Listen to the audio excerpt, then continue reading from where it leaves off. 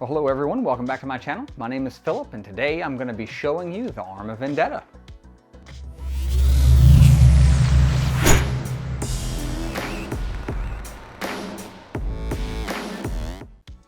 Well guys, before we get too much further, I just wanted to say thank you very much for stopping in and taking a look at another one of my videos. And if you benefit from this in any way, do please consider giving me a thumbs up and a subscription. That would really help me out. Now with all that out of the way, what you see in front of you is the Arrma Vendetta.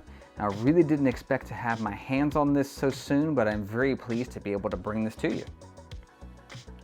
If you've seen any of my videos in the past, you know I do like to start with the controller that's included in the model. And if you haven't seen any of my videos, definitely go back and check those out. Now the controller that's in this model is the DX3 controller. Now just as I mentioned in my teaser video, this model does come with the AVC, so there is the controls for the AVC in this model, as well as the telemetry features. Now getting a closer look at the body, this body might be pretty polarized on whether people like it or don't like it. It definitely has some different styling to this body.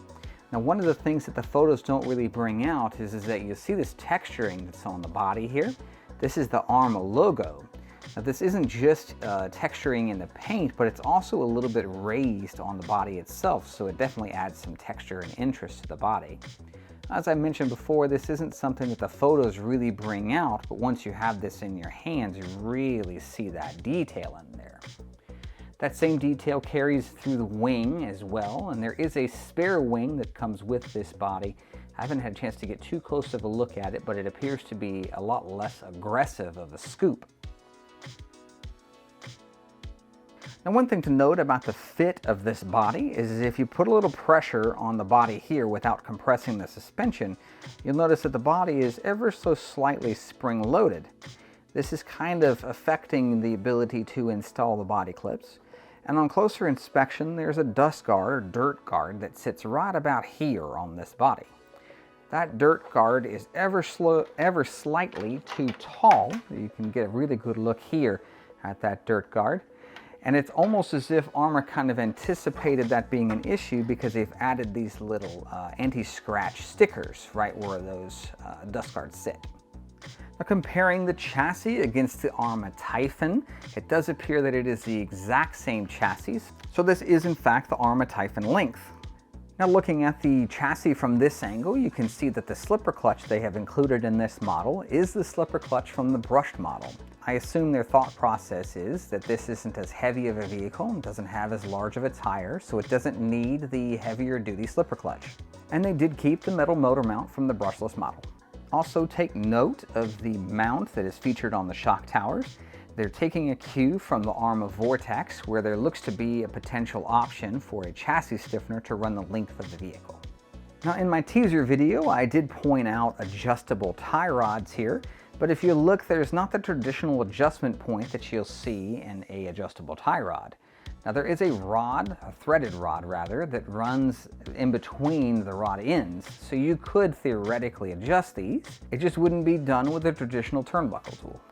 The electronics that are featured in this model are a Firma 3900 kV brushless motor.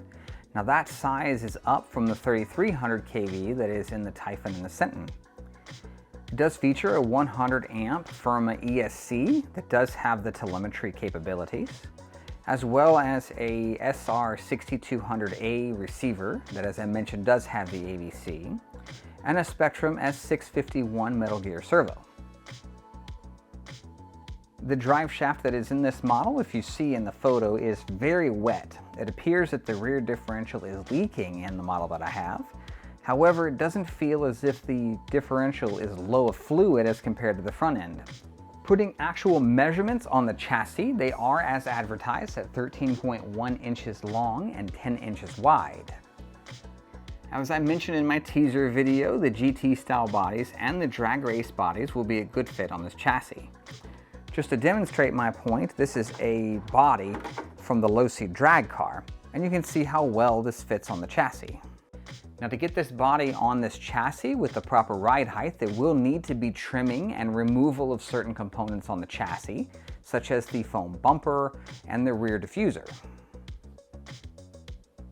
Now, if you watch my teaser on this model, you might remember I talked about installing the tires from the infraction, or tires such as a GRP, using the 17mm hubs from the Arrma Typhon.